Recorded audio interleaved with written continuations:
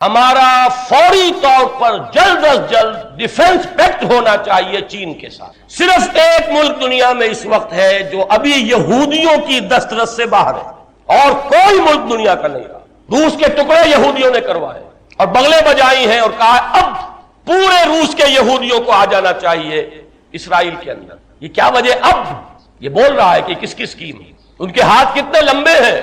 ایک super power کو اس طرح کرمبل کیا ہے اپنے ہاتھوں کہ خود نخچیر کے دل میں ہو پیدا ذوق نخچیری، جادو وہ جو سڑ چڑھ کر بولے۔ یہ اللہ تعالیٰ کی طرف سے ہے، حالات ہیں، یہ بھی اس کی تائید کا مظہر ہے کہ اس کے ساتھ ہمارا معاملہ درست رہا۔ یہ بھی اللہ کی خصوصی مشیت ہے کہ اس کے ساتھ ہمارا زمینی رابطہ، یہ شاہراہ ریشم بنی، یہ معجزات میں سے ہے، ونڈرز آف دی ورلڈ میں سے شمار ہو سکتا ہے۔ اس میں کوئی تاخیر نہیں ہونی چاہیے۔ بعض اوقات مراحل جو ہوتے ہیں وہ اتنے کرٹیکل ہوتے ہیں کہ ایک ایک لمحے اور ایک ایک منٹ کی بہت زیادہ قدر و قیمت ہوتی ہے۔ اس کے لیے ہر سطح پر کوشش ہونی چاہیے۔ ڈیفنس پیکٹ، آپ کو یاد ہے ہندوستان اتنی بڑی طاقت تھی اور ہمارا حال جو تھا مشرقی پاکستان میں کتنا وہ خود بخود تیار ہے پکے ہوئے پھل کی طرح۔ دیکھیے پڑتا ہے آخر کس کی جھولی میں فرنگ، وہ تو ہمارے انتشار کی وجہ سے مشرقی پاکستان خود بخود ایکسپلوڈ ہو رہا تھا۔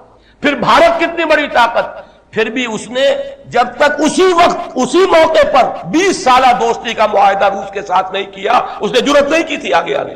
20 سالہ معاہدہ اور ابھی اس کی تجدید ہوئی ہے، لیکن سن 71 سے 91 ابھی تو ختم ہوا ہے، وہ عین اسی وقت کیا تھا معاہدہ۔ اگر ہماری حکومت کو اس کا ہوش نہیں ہے، ہمارے ہاں بدقسمتی ہے کہ ہمارے ہاں تو پورا وزیر جو ہے وہ دفاع کا وزیر ہی موجود نہیں، خارجہ وزیر ہی موجود نہیں۔ ایک آدمی کیا کیا کرے؟ اسے میڈکوں کے ساتھ بھی معاملہ کرنا ہے، جو ادھر پھدک رہا ہے ادھر پھدک رہا ہے۔ اسے یہ بھی دیکھنا ہے کہ میرے اپنے ساتھیوں میں لٹیرے ہیں اور ان کا لوٹ مار کا بھالا پھوٹ گیا۔ بہرحال اللہ تعالیٰ مدد کرے گا تو سارے مسئلے حل ہو جائیں گے، لیکن یہ کہ آخر یہ بھی سنت رسول ہے۔ اللہ کی نصرت حضور سے زیادہ کس کے ساتھ تھی، لیکن مدینے پہنچتے ہی دفاعی پیکٹ کیا کہ نہیں کیا؟ یہود کے ساتھ کیا۔ حکمت تدبیر اپنی جگہ ہے، تقدیر اپنی جگہ ہے، تدبیر اپنی جگہ ہے، اللہ کی قدرت اپنی جگہ ہے، بندے کی کوشش اپنی جگہ ہے، ہر شے کا ایک مقام ہے۔ اسی طریقے سے پھر آپ نے قبائل کو حلیف بنایا۔ فائنل اسالٹ جو تھی مکے پر، اس سے پہلے آپ نے وہ حلیفی رشتے قائم کیے کفار کے ساتھ۔ قبیلے ایمان تو نہیں لائے تھے، اور آپ کو معلوم ہے جیسے سیرت کی الف ب بھی آتی ہے کہ صلح حدیبیہ ٹوٹی ہے تو ایک کافر حلیف قبیلے کی وجہ سے ٹوٹی۔ جب صلح حدیبیہ ہوئی تھی اس میں یہ تھا کہ جو قبیلہ چاہے مسلمانوں کا حلیف بن جائے، جو قبیلہ چاہے وہ قریش مکہ کا بن جائے۔ اب ہوا کیا کہ قریش کے حلیف ایک قبیلے نے مسلمانوں کے ایک حلیف قبیلے پر حملہ کیا، صلح ٹوٹ گئی۔ پھر حضور نے صلح کی تجدید نہیں کی، خاموشی کے ساتھ آپ نے، انتہائی رازداری کے ساتھ آپ نے وہ جو تھا فتح مکہ کے لیے تیاری کی۔ کہ ایک صحابی سے ذرا سی غلطی ہو گئی تو سورہ ممتحنہ کا اکثر و بیشتر حصہ اسی پر نازل ہوا۔ حضرت حاتب ابن ابی بلتع، انہوں نے اس کی مخبری کچھ کر دی تھی۔ حضرت عمر نے تو کہا تھا میں اس کی گردن اڑا دوں۔ حضور نے فرمایا عمر جانتے نہیں یہ بدری ہے، اس سے خطا ہو گئی ہے، اللہ تو معاف کر چکا ہے خطا، لیکن خطا ہوئی، اللہ نے بچایا۔ حضور کو اطلاع دے دی کہ وہ تو خط جا رہا ہے اس عورت کے ذریعے سے، آپ کے ایک ساتھی سے لغزش ہو گئی ہے، غلطی ہو گئی۔ حضرت علی کو بھیجا ہے، خط برآمد کر کے لایا۔ اس کا بھی تعلق ہے میرے اگلے نقطے سے۔ حضور کی حدیث ہے استعینوا علی الحوائج بالکتمان، اپنے ضرورتیں اپنے منصوبوں پر کتمان کے ساتھ، اخفاء کے ساتھ مدد حاصل کرو۔ اپنے سارے کارڈ ٹیبل پر ڈال دینا یہ کوئی حکمت نہیں ہوتی، اخفاء بہت بڑی بات ہے۔ پھر عرض کر رہا ہوں حضور سے زیادہ کس کو پروٹیکشن حاصل تھی اللہ کی۔ یہ آیت تو یوں سمجھیے کہ تقریباً 9 برس پہلے 10 برس پہلے نازل ہو چکی تھی۔ ان اللہ یدافع عن الذین آمنوا، مدافعت کی ذمہ داری اللہ پر ہے۔ پھر بھی حضور نے یہ اہتمام کیے، پیکٹ بھی کیا، یہود سے کیا۔ آج ہمارے لیے دنیا میں اگر کوئی ایک طاقت واحد ہے وہ صرف چین کی ہے، ایک لہجے کی دیر نہیں ہونی چاہیے۔ اس میں اگر کہیں بھی ڈھل مل یقینی کا معاملہ رہا اور حیث بحث میں اور سوچ بچار میں وقت گزار دیا گیا تو گیا وقت پھر ہاتھ آتا نہیں۔ تیسری بات، وَأَعِدُّوا لَهُم مَّا اسْتَطَعْتُمْ، جتنا بھی امکان میں ہے ساز و سامان اسلحہ تیار۔ ظاہر بات ہے آج کی دنیا میں موسٹ افیکٹو ڈیٹرنٹ اگر ہے تو وہ ایٹم بم ہے، دشمن کو اگر سوچنے پر مجبور کرنے والی شے ہے۔ یہ معاملہ جو ہے یہ تو خیر دنیا میں علم نشرہ ہے کہ پاکستان کے پاس ایٹمی صلاحیت ہے، کیپیبلٹی ہے۔ اب چونکہ اس میں کتمان کیا گیا ہے اور کتمان عین حدیث نبوی کے مطابق ہے تو ہمیں نہیں معلوم، میں بھی نہیں جانتا کہ کیا ہے کیا نہیں ہے۔ کسی کو نہیں معلوم، لیکن یہ کہ بہرحال ہمیں وہ کام کرنا چاہیے، اس میں کوئی شک نہیں ہو سکتا، کسی کی دھوس میں نہیں آنا چاہیے۔ پھر میں کہوں گا اللہ کی پناہ ہمیں پہلے آ جاؤ، پھر یہ سب کچھ کرنا۔ اللہ کی پناہ جنہیں حاصل تھی انہوں نے بھی سب کچھ کیا ہے، اللہ کے رسول سے زیادہ تو کسی کو پناہ حاصل نہیں ہو سکتی اللہ کی، انہوں نے بھی کیا۔ اگر ہم اس کو بالکل نظر انداز کر دیں گے تو ہمارا کوئی کیا دھرا کام نہیں آئے گا۔ پہلی بات وہی ہے، اصل دفاع اللہ کا دفاع، ان اللہ یدافع عن الذین آمنوا۔ نمبر 2، حلیف اور ایک ہی اس وقت طاقت ہے۔ پوری دنیا میں ریشہ دوانی ہو چکی ہے یہود کی، پوری صرف ایک ملک بچا ہوا، اور خوش قسمتی سے اس کے ساتھ ہمارے روابط ہیں، اچھے ہیں، ہمارا زمینی کانٹیکٹ بھی ہے۔ ابھی تک وہ امریکن پریشر کو ریزسٹ کر رہا ہے کہ میزائل ہم نے دینے طے کیے تو دیں گے، نہیں رکیں گے، لیکن اس کی ہمت بھی کچھ جواب دیتی نظر آ رہی ہے۔ اندرونی خلفشار وہاں پیدا کر دیا گیا تھا، ٹائنن اسکوائر کے اندر جو کچھ ہوا ہے وہ تو بچ گئے ہیں، بہت بڑی جانی قربانی دے کر بچے ہیں، ورنہ روس سے کہیں زیادہ گندا حشر ان کا ہو چکا ہوتا، اور فحاشی اور بے حیائی یہ تیسرا ہے ان کا۔ کھلی مارکیٹ اکانومی، سود کے ساتھ، سٹاک ایکسچینج کے ساتھ، جوئے کے ساتھ، اور کھلا سیکس، شراب کے ساتھ، بے حیائی کے ساتھ، فحاشی کے ساتھ، اور آزادی کے نام پر یہ ساری چیزیں، خوشنما عنوان ہے آزادی، مادر پدر آزادی، اخلاقی آزادی، خدا سے آزادی، رسول سے آزادی، مذہب سے آزادی، آزادی ہی آزادی۔ یہ 3 ہتھ کنڈے ہیں یہودیت کے، پوری دنیا ان کے شکنجے میں، آپ بھی ہیں اسی کے شکنجے، نظام کے اعتبار سے ہم بھی اسی شکنجے، لیکن یہ کہ ابھی بچا ہوا ہے صرف ایک ملک، اس کے ساتھ کوئی وقت، میں اس لیے زور شور سے یہ باتیں کہہ رہا ہوں کہ کسی طرح یہ میرا کوئی اور کسی سے کانٹیکٹ نہیں، نہ وزیر اعظم سے، نہ صدر سے، آج تک صدر صاحب سے کوئی ملاقات نہیں ہوئی، ان کی شکل بھی کبھی دیکھی تھی تو صرف شورا کے زمانے میں۔ اس اعتبار سے میرا ذریعہ یہی ہے، کوئی لمحہ ضائع کیے بغیر ہر ممکن کوشش ہونی چاہیے، ان کو بھی کچھ حوصلہ دیا جائے، ان کا حوصلہ بھی جواب دے رہا ہے۔ جان میجر صاحب یوں ہی نہیں جا رہے وہاں، یہ وہی ویسٹ، دی وائٹ اینگلو سیکسن پروٹسٹنٹ جو یہود کے شکنجے میں ہے۔ اینگلو سیکسن، اینگلو تو سب سے پہلے ہے، اس کا سب سے پہلا نخشیر تو تھا ہی برطانیہ، اسرائیل کا خنجر گھونپا گیا ہے تو برطانیہ کے ہاتھ سے، عالم عرب کے اندر۔ یہ کیوں جا رہے ہیں؟ بہت اہم بات ہے، تو دعا بھی کیجئے، لیکن یہ کہ تدبیر بھی۔ تیسری بات جو میں نے کہا، اعدوا لهم ما استطعتم، اب اس کے لیے ضروری ہے، پاکستان کے دفاع کے لیے یہ بھی ضروری ہے کہ فوجوں کو مستحکم رکھیے۔ اعدوا لهم ما استطعتم، ہر ممکن دفاعی اسلحہ فراہم کیا جائے، ہر وہ ضرب کی پوری قوت بلکہ بڑھایا جائے۔ اور سلسلے میں ڈنکے کی چوٹ کہہ رہا ہوں، بے نظیر نے کہا ہے، اللہ کرے کہ جھوٹ ہو، لیکن یہ کہ اگر واقعہ یہ ہے کہ ہماری حکومت نے کوئی خفیہ معاہدہ امریکہ سے کر لیا ہے کہ خفیہ طور پر وہ اپنے ایٹمی پلانٹس کا معائنہ کرا دے گی، تو یہ اس ملک سے غداری ہوگی۔ ہمیں اپنے تحفظ کے لیے ہر ممکن صورت، یہ اللہ کا حکم ہے، اعدوا لهم ما استطعتم من رباط الخیل، جو بھی سامان ہے وہ بھی فراہم کرو، اور گھوڑے بھی تیار رکھو، ترہبون بہ عدوکم وعدو اللہ، تاکہ تم ڈرا سکو، ہیبت طاری کر سکو اپنے دشمنوں پر بھی، اللہ کے دشمنوں پر بھی۔ یہ سارے کام ہمیں کرنے ہیں۔ اس کے ساتھ ہی دوستوں سے معاہدے کیجئے، چین کے ساتھ معاہدہ سب سے اہم ہے، اس لیے کہ ایک ہی ایٹمی طاقت ہے جو اس وقت امریکہ اور یہودیوں کے تسلط سے باہر، باقی بھارت کے ساتھ جو پینگیاں بڑھ رہی ہیں، بھارت نے جس طرح ان کا سارا معاشی نظام جو کا تو قبول کر لیا ہے، جس طرح اس نے ملٹی نیشنل جو کارپوریشنز ہیں ان کے لیے اپنی مارکیٹ کھول دی ہے، اب وہ تو ان کے لیے کوئی اجنبی ملک نہیں رہا، اس کی وہ غیر جانبداری ختم ہوئی۔ میرے اسلام کو اب قصہ ماضی سمجھو، لہذا اس کا نتیجہ وہی ہے، ہنس کے وہ بولی کہ پھر مجھ کو بھی راضی سمجھو۔ تو امریکہ اب ہندوستان سے، بھارت سے تو راضی ہے، اب تو ایک ہی ہے جو کھٹک رہا ہے، ایٹمی طاقت جو مبینہ طور پر اور جو کہ مسلمہ طور پر ایٹمی طاقت ہے جو ابھی باہر ہے۔ ایک دست ملک سے تیری حال ہی بچا ہوا تھا، کچھ پتا نہیں کب اس کو بھی چرکا لگ جائے، ایک حادثہ اس پر گزر چکا ہے، لیکن یہ کہ ابھی وہ قائم ہے، وہ چین ہے۔ یہ تیری بربادیوں کے مشورے ہیں آسمانوں میں، ہمیں ان چیزوں کا شعور چاہیے، اور اس کے لیے اپنے دوست اور بھارت کے ساتھ ہر ممکن کوشش مفاہمت کی، اور وہ اسی طرح ہوگی کہ انہیں سمجھایا جائے کہ دیکھو اپنے اصل دشمن کو پہچانو، جو ہمیں آزاد تو کر گیا تھا مجبوراً، لیکن کشمیر کی یہ ہڈی پھینک گیا تھا بیچ میں کہ یہ مرائیں اور لڑے ایک دوسرے کے ساتھ، اور کبھی بھی آپس میں ان کے مابین امن نہ ہو، ان کی ساری دولت ہم کھینچ کر لے جائیں، روس لے جائے بھارت کی دولت اسلحہ کے عوض، امریکہ لے جائے پاکستان کی پوری دولت اسلحہ کے عوض، ہماری غریب لوگوں کی کمائی، اس کا سب سے بڑا لائنس شیئر ان سپر پاورز کے پاس جاتا رہا، ایک دوسرے کا خوف، ایک دوسرے سے خطرہ۔ لہذا وہ کبھی ایک صاحب نے کہا تھا، بات بڑی پتے کی ہے۔ ہمارا استحصال اور پوری تھرڈ ورلڈ کا جو استحصال اس وقت ہو رہا ہے اس کا سب سے بڑی اغریہ یہی ہے۔ امریکہ کی سب سے بڑی صنعت ہی صرف اسلحہ سازی کی صنعت ہے۔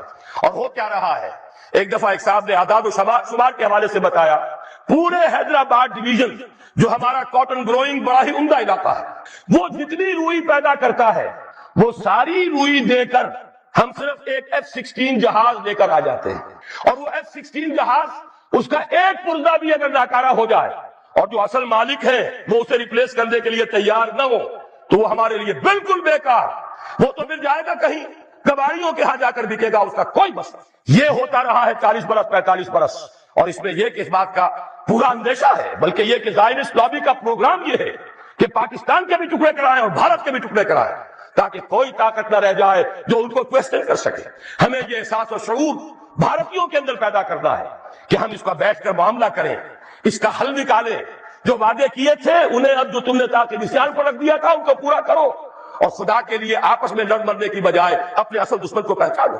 لیکن ان سب پر مستضاد اصل میں جو ہمارے لیے دفاع ہے وہ تو یہ ہے کہ اللہ کی طرف سے ہمارا دفاع ہو، اور اللہ کا یہ وعدہ ہے، سورہ حج میں فرمایا گیا ان اللہ یدافع عن الذین آمنوا ان اللہ لا یحب کل کفار اثیم کل خوان کفور اذن للذین یقاتلون بانہم ظلموا وان اللہ علی نصرہم لقدیر۔ اللہ مدافعت کرے گا اہل ایمان کی طرف سے، اللہ تعالیٰ جو ہے خود مدافع ہوگا۔ اللہ تعالیٰ کو کفر پسند نہیں ہے، خائن پسند نہیں ہے، ناشکرے اور کافر پسند نہیں ہے۔ یہ تو مسلمان میدان میں نہ ہو تو بات دوسری ہے، پھر وہ کافروں میں دیکھے گا کس کے اندر زیادہ صلاحیت ہے، اس کو زمین کا قبضہ دے دے گا۔ لیکن مسلمان ہوں، ثابت کر دیں کہ ایمان اور عمل صالح کا حق ادا کرنے والے مسلمان ہیں، تو کیسے ممکن ہے اللہ کو ان سے کوئی محبت نہیں؟ پھر تو اللہ تعالیٰ دفاع کرے گا اپنے بندوں کی طرف سے، اور اللہ تعالیٰ ان کی نصرت پر قدیر ہے، اس کی قدرت رکھنے والا ہے۔ جب تک کہ یہ دفاع ہمارے شامل حال نہیں ہوگا، اور وہ کیسے ہوگا؟ جبکہ ہم اللہ کے خلاف جو جنگ کر رہے ہیں اسے بند کریں، اللہ کے ساتھ مفاوضت کریں، مصالحت کریں، صلح کریں۔ یہ سمجھ لیجئے اسلام کے معنی کیا ہے، گردن نہادن، اگر کوئی مقابلہ تھا سپر انداختن، سپر ڈال دینا، اللہ کے سے اگر کوئی جنگ تھی، کوئی تصادم تھا، ہتھیار پھینک دینا، یہی تو اسلام ہے۔ ہمیں چاہیے بحیثیت قوم، بحیثیت ملک، ہم اللہ تعالیٰ سے جنگ بند کریں۔ اس وقت عالمی سطح پر یہودی جمع عیسائی بریکٹ کر رہے اور امریکہ جمع یورپ یہ بریکٹ کر رہے۔ ان کا اندر معاملہ کیا ہے؟ اصل جو ہے اس میں پیچھے مائنڈ ہے، ماسٹر مائنڈ، سازشی ذہن ہے، وہ یہودی کا۔ باقی عیسائی اعلی کار بن گئے، جو 100% اعلی کار ہے یہود کا وہ پروٹیسٹنٹس ہے۔ پروٹیسٹنٹزم یہود ہی نے پیدا کرایا تھا، یہود ہی نے یورپ کے اندر سود کا رواج شروع کروایا، ورنہ سود حرام تھا وہاں پر بھی، یوزلی بھی اور کمرشل انٹرسٹ بھی دونوں حرام تھے، یہ یہودی نے کروایا۔ اور پھر پہلا بینک بنوایا ہے انگلستان کے اندر، بینک آف انگلینڈ، اور جو پوپ کے خلاف بغاوت کرائی تو پہلی بغاوت تو انگلستان کے اندر جو چرچ آف انگلینڈ علیحدہ ہو گیا، اور اسی کو یہودیوں نے قرار دیا یہ ہمارا ماڈرن اسرائیل ہے، یہ اسرائیل ہمیں دیا ہے گاڈ نے، یہ جو ہے برطانیہ۔ اس کے کچھ عرصے کے بعد یہی جو ہے ایکسوڈس ہوا ہے اور وہ امریکہ میں جا کے آباد ہوا، لہذا امریکہ کو بھی جیوز نے کہا ہے دس از انادر اسرائیل، یہ ہمارے اصل اسرائیل، ماڈرن اسرائیل یہ ہے۔ اس لیے کہ جو انہیں وہاں پر اقتدار حاصل ہوا ہے، جو قوت حاصل ہوئی ہے، جس قدر دولت انہوں نے وہاں جمع کی ہے، وہاں کے جس طریقے سے جکڑ لیا ہے حکومتوں کو، فرنگ کی رگے جہاں بن جائے یہود میں ہے۔ ٹھیک 100 سال پہلے علامہ اقبال یہ مشاہدہ کر کے آ گئے تھے یورپ میں، اور کون دیکھنے والا تھا کہ وہاں کیا ہو رہا ہے، بیہائنڈ دی سین کیا ہے، سامنے کیا ہے، پردے کے پیچھے کیا ہے۔ فرنگ کی رگے جہاں بن جائے یہود، اس وقت فرنگ کا امام تھا برطانیہ، یہ وہ سلطنت تھی جس پر سورج کبھی غروب نہیں ہوتا تھا۔ آج وہ فرنگ کا امام امریکہ تھا، افغان یہ برطانیہ تو اب وہ جو ایک نظم ہے کہ بچپن میں پڑھی تھی، London bridge is going down going down going down, اس کی مثال ہے۔ برطانیہ کی کوئی حیثیت نہیں، ورلڈ پاور کی حیثیت نہیں ہے، وہ تو چھوٹا بھائی اس نے بنا رکھا امریکہ نے اپنا، تو اس حیثیت سے جو ہے اس کی کوئی حیثیت ہے، ورنہ کوئی اور حیثیت نہیں۔ بہرحال ان دونوں میں یہ ہے کہ پیچھے ماسٹر مائنڈ، سازشی ذہن، پلاننگ، اسکیم ساری یہودیوں، اعلی کار امریکہ سب سے بڑھ کر، اس کے بعد برطانیہ، اور اس میں اصل پروٹیسٹنٹس، ان میں بیپٹسٹ، ان میں اس سے بھی آگے بڑھ کر ایونجلسٹ، جن کو کہتے ہیں بورن اگین کرسچنز، جن کو کہتے ہیں نیو کنزرویٹو کرسچنز، یہ تمام اصطلاحات آپ بعد میں پڑھتے ہوں گے، ان کو گروپ کرتے ہیں۔ یہ اصل خالق ہے. ان کو نیا نام دیا گیا ہے کرسچین زائنسٹ. ایک یہودی زائنسٹ ہے, سارے یہودی زائنسٹ نہیں ہیں, بہت سے یہودی ہیں جو یہ زائنسٹ کے مخالف ہیں. چنانچہ میری ہیوسٹن میں ملاقات کی تھی ڈاکٹر وشوگراٹ, بہت بڑا پروفیسر ایمیریٹس یہودی, لیکن یہ کہ اس نے کہا, بڑے اجتماع میں کہا, ہمارا اجلاس تھا وہاں پر, ہم نے یہ جو ہے بلایا تھا ایک یہودی, ایک عیسائی اور ایک مسلمان, تینوں جو ہے وہ تقریریں کریں. نے کہا تھا کہ وی آر ناٹ سپورٹنگ اسرائیل. اس نے وہ عیسائی جو آیا ہوا تھا پروفیسر, اس نے کہا they are supporting Israel, we are not supporting Israel. اسی طرح میری جو ہوئی تھی round table conference, round table, اس میں ایک یہودی پروفیسر تھے, وہ ہسٹری کے پروفیسر, میں نام بھول رہا ہوں کا, انہوں نے کہا آئی ایم اینٹی زائنسٹ, میں زائنسٹ کے خلاف ہوں. تو زائنسٹ جو ہے اصل میں ایک سیکولر یہودیوں کی تحریک ہے, اور اس کے سب سے بڑے سپورٹرز کرسچین زائنسٹ وہ امریکہ میں بیٹھے ہوئے. تو یہ ہے صورتحال. یہ جان لیجئے کیتھولکس جو ہیں یہ اتنے پرو یہودی نہیں ہیں, اب رفتہ رفتہ وہ بھی اس کے اندر آ کر شامل ہو گئے. یورپ جو ہے زیادہ Catholics, Roman Catholics. Roman Catholics کا یہ بھی آپ نے جملہ پڑھ سنا ہوگا, یہ جو ترکی جو ہے ہمارا ملک, یہ جو کوشش کرتا رہتا ہے گھسنے کی یورپین یونین کے اندر, تو ایک دفعہ جان شراق نے کہا تھا, بڑا پیارا جملہ تھا, why doesn't Turkey understand that we are a Christian club. یہ ہماری جو یونین ہے یورپین, یہ تو کرسچین کلب ہے, وہ مسلمان ہے, وہ کس وجہ سے آنا چاہتا ہے, کیوں تو داخل ہونا چاہتا ہے. why doesn't Turkey understand that we are a Christian club. لیکن یہ ہے رومن کیتھولکس, اور ان کا میں بعد میں آپ کو بتاؤں گا.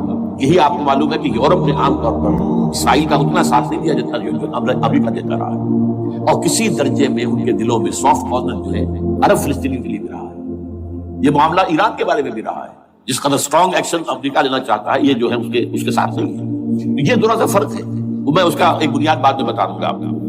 بہرحال ان کا ایک جو ایجنڈا ہے وہ دو, سمجھیے کہ دو اس کے نکات ہیں, دو رسیوں کے مانند یہ آپس میں بٹا ہوا ہے. پہلا, عالم اسلام کے مادی اور مالیاتی وسائل خصوصاً تیل پر قبضہ. یہ ان کا دنیاوی اعتبار سے, دولت کے اعتبار سے, وسائل کے اعتبار سے اس وقت کا ایجنڈا ہے. ویسے تو اس سے اوپر وہ جاتے پوری دنیا پر, وہ بات کی بات ہے, لیکن ابھی نہ وہ روس کو چھیڑ رہے ہیں نہ چین کو چھیڑ رہے ہیں. چین تو ان کا سب سے بڑا جو ہے بزنس پارٹنر ہے, سب سے بڑا, اور چین کو رفتہ رفتہ وہ اپنی لائن پر لا رہے ہیں. اب تو صرف یہ کہ وہ ایک پارٹی گورنمنٹ وہاں رہ گئی ہے جو کہ کمیونزم کے دور کی یادگار ہے, باقی ان کی جو اکانومی ہے وہ تو آ چکی ہے, اسی رفتوں کا جو یورپ کی ہے, مغرب کی. نمبر 2 ایجنڈا کیا ہے, دنیا میں کہیں بھی اسلام کے بحیثیت ایک نظام زندگی ظاہر ہونے کا کوئی موقع نہیں دینا. We have to nip the evil in the bud at any cost. یہ ان کے ایجنڈے کا دوسرا ہے. یہ دو انٹرٹوائنڈ, جیسے آپ لڑیوں کو پٹ دے کر رسی بناتے ہیں, ایسے یہ دو لڑیے ہیں. اسلام کا پولیٹیکل سوشل اکنامک سسٹم کہیں نہ آ جائے, ہو نہ جائے آشکارا شر پیغمبر کا. یہ ابلیس نے کنکلوڈ کیا, مجھے ابلیس کی مجلس چھڑا ہے, ہو نہ جائے آشکارا شر پیغمبر. کہیں ایسا نہ ہو کہ پیغمبر کی شریعت دنیا کے سامنے آ جائے, پیغمبر کا نظام آ جائے. الحذر, آئین پیغمبر سے 100 بار الحذر. حافظ ناموس زن, مرد آزما مرد آفری, یہ معاشرت کی نظام ہو گیا. موت کا پیغام ہر نوع غلامی کے لیے, نہ کوئی فخور و خاکہ نہ گدائے رہنشین, یہ سیاسی نظام آ گیا. اور کرتا ہے دولت کو ہر آلودگی سے پاک صاف. نعموں کو مال و دولت کا بناتا ہے امین. تم دولت کے امین و مالک نہیں ہو. اور اس سے بڑھ کر اور کیا, فکر و عمل کا انقلاب. بادشاہوں کی نہیں, اللہ کی ہے یہ زمین. ان الارض للہ. یہ نظام کہیں نہ آ جائے. یہ ہے جس میں کہ وہ خطرہ محسوس کر رہا تھا. اور اس کے بعد یہ کہتے ہیں, یہ تو تھا عصر حاضر کے تقاضے, لیکن یہ کہ صورتحال کیا ہے, ہو نہ جائے آشکارا شر پیغمبر کہیں ہے. یہی یہ معاملہ اس طرح رکھو کہ خود مومن ہے محروم یقین. یہ غنیمت ہے کہ خود مومن ہے محروم یقین. ہمیں اگر کوئی سہارا ملتا ہے تو اس سے کہ مومنوں کو بھی, نام نہاد مسلمانوں کو بھی اپنے اس نظام پر یقین نہیں. وہ نماز پر یقین رکھتے ہیں, روزے پر رکھتے ہیں, زکوٰۃ کو بھی جو بھی اللہ تعالیٰ جس کو تفویض دیتا ہے, حج کرتے ہیں, عمرے کرتے ہیں, یہ ہے سب. لیکن یہ کہ یہ غنیمت ہے, چشم عالم سے رہے یہ پوشیدہ یہ آئین تو خوب. وہ ابلیس کہتا ہے کہ یہ آئین چشم عالم سے پوشیدہ رہنا چاہیے. یہ غنیمت ہے کہ خود مومن ہے محروم یقین. ہمارے لیے جو ہے اگر کوئی سانس لینے کی جگہ ہے وہ یہ ہے حوصلہ افزائی اگر ہے تو اس میں ہے کہ خود مومن محروم یقین اس کے سامنے وہ راستہ ہے. اب لیجیے یہودیوں کے ایجنڈے کو میں تجزیہ کر رہا ہوں. سب سے پہلے World Bank, IMF، globalisation, TRIPS, ان تمام ہتھ کنڈوں کے ذریعے عالمی مالیاتی استعمار جو بظاہر امریکہ کا ہوگا حقیقتاً یہود کا ہوگا. یہودیوں کے نزدیک پوری نوع انسانی حیوانوں کے مانند ہے. They are not human beings. They are goyams. They are Gentiles. یہ انسانی شکل میں حیوان ہے، اور جیسے حیوانوں کو ایکسپلائٹ کرنا، استعمال کرنا انسانوں کا حق ہے.